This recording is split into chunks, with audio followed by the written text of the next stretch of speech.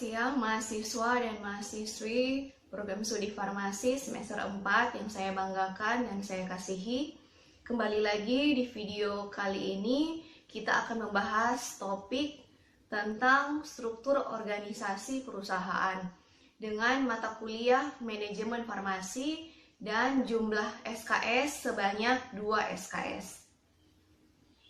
Baiklah, kita mulai saja. Tujuan dari struktur organisasi. Yang pertama, organisasi harus mempunyai tujuan yang hendak dicapai melalui kerjasama yang teratur dan kontinu antara karyawan yang bersangkutan. Sebagai konsekuensinya harus ada kesatuan pimpinan atau unity of command and unity of direction.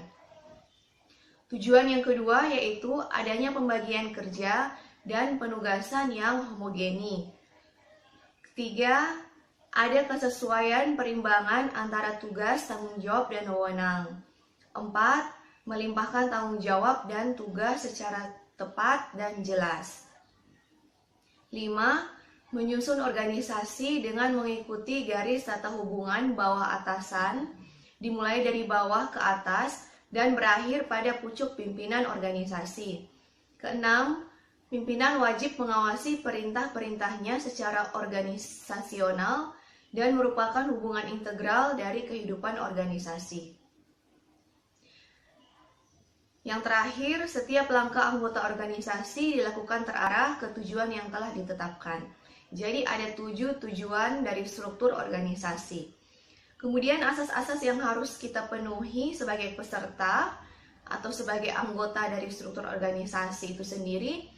Yang pertama, asas tahu diri, asas kontinuitas, asas komunikasi, asas koordinasi, asas saling asuh antar bagian, dan asas kehayatan. Ada 2 bentuk organisasi, yaitu organisasi formil dan organisasi informal.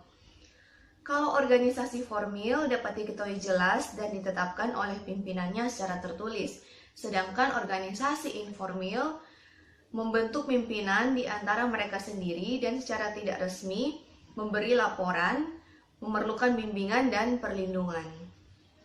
Organisasi formil sendiri terdiri dari 5 jenis, antara lain organisasi lini, organisasi fungsional, organisasi lini dan fungsional, organisasi lini dan staf, organisasi lini, staf, dan fungsional. Kita bahas satu-satu. Yang pertama yaitu organisasi lini. Merupakan susunan organisasi yang tertua. Kemudian disebut juga organisasi militer karena dalam kerangkanya organisasi ini mengutamakan disiplin dan sifat esensinya adalah sistem militer. Susunan organisasi ini berbentuk dari garis-garis instruksinya adalah vertikal. Prinsip dari organisasi lini adalah one man one boss system. Artinya, sebagai pemimpin, ia menerima laporan dari orang yang berada di bawah pimpinannya, dan ia hanya melapor pada seorang saja yang merupakan atasannya. Keuntungan dari organisasi lini adalah tiap pejabat dapat dengan cepat bertindak dan tidak mungkin terjadi backpacking. Sedangkan kerugian dari organisasi lini adalah tidak terdapatnya leadership khusus. Organisasi lini hanya sesuai bagi perusahaan yang relatif masih kecil dan relatif stabil. Kemudian terdapat pimpinan dan pejabat yang mumpuni dan mengutamakan wewenang sepenuhnya. Ini merupakan contoh bentuk organisasi dari lini. Ada direktur, kemudian di bawahnya ada manajer keuangan, manajer pemasaran, dan di bawah masing-masing manajer itu ada kepala-kepala bagian. Organisasi fungsional digunakan tenaga ahli untuk memimpin dan melayani para pelaksana. Para pekerja bertanggung jawab kepada beberapa atasan. Masing-masing pengawas mengawasi pekerja menurut keahliannya masing-masing. Pada organisasi fungsional ini, karena tiap pemimpin keahliannya terbatas, maka masing-masing ahli berkuasa penuh atas keahliannya. Keuntungan dari organisasi fungsional yaitu digunakannya tenaga yang berpengetahuan dan khusus di bidangnya, Ia dapat memberi perintah dan petunjuk yang baik kepada kepala pekerja. Sedangkan kerugiannya yaitu disiplin menjadi lemah karena banyak kepala, terutama bila koordinasinya kurang baik. Organisasi fungsional ini cocok dilakukan atau dibentuk di perusahaan yang telah berkembang dan perlu keahlian yang khusus.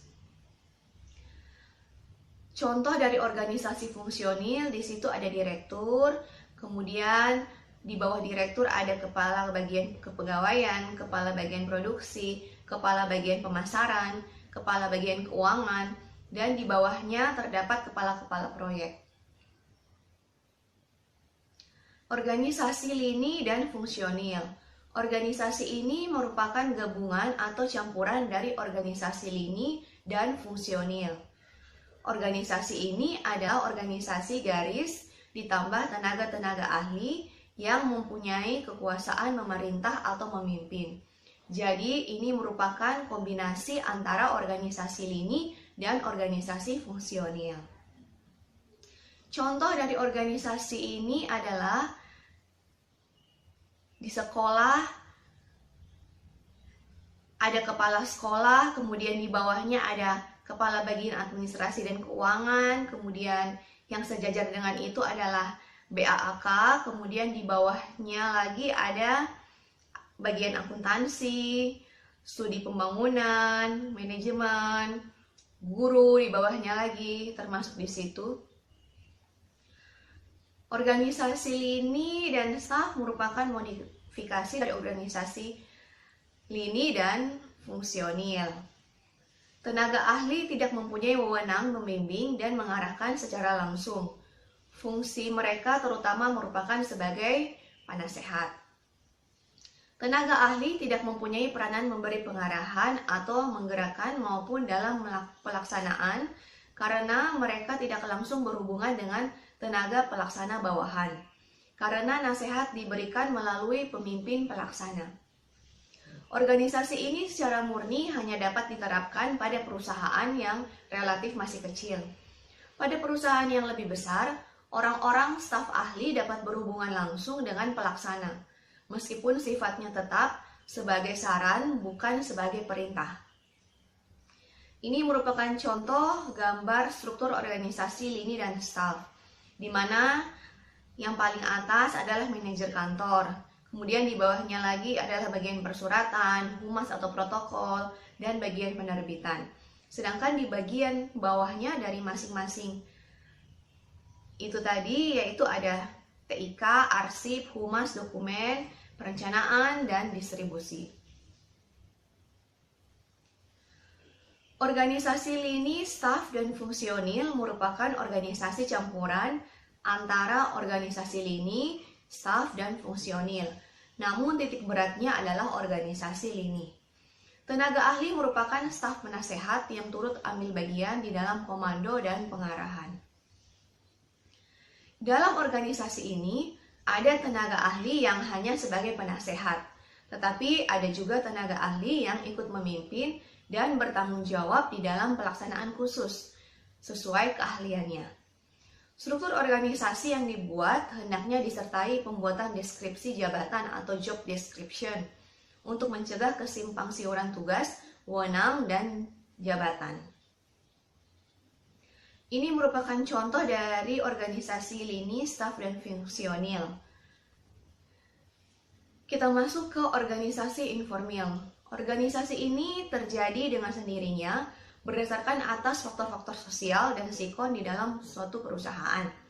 Biasanya terjadi karena organisasi formal tidak sesuai dengan kebutuhannya mereka, kemudian memelihara hubungan secara pribadi. Adanya pejabat yang mempunyai kepribadian yang lebih menarik dibanding pejabat lain yang kedudukannya setara. Adanya keinginan, keahlian, atau tenaga yang tidak tersalur melalui saluran resmi. Kemudian yang terakhir, kepemimpinan yang formal tidak mampu menangani persoalan yang timbul, baik menyangkut kepentingan pribadi maupun kedinasan. Terima kasih.